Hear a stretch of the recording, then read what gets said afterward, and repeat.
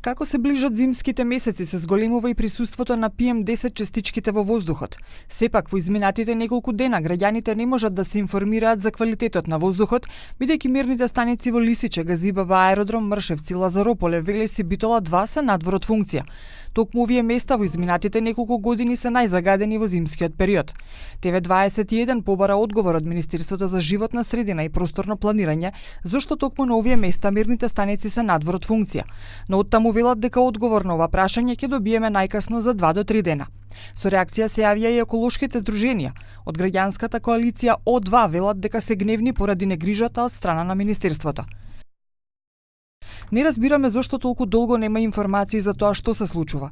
Заради транспарентност потребно е да се има редовни информации што е причината поради која податоците се недостапни и известување до кога се очекува проблемот да биде решен.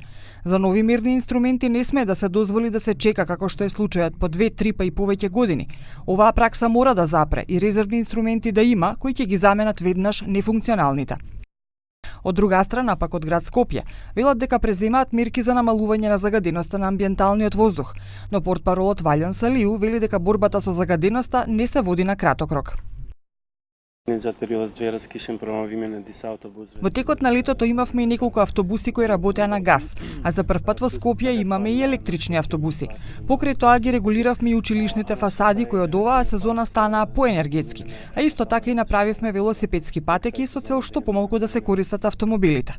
Инаку првите 2 апарати за мерење на нивото на загаденоста на воздухот беа поставени во 2013 година, а чинеа вкупно 900.000 денари.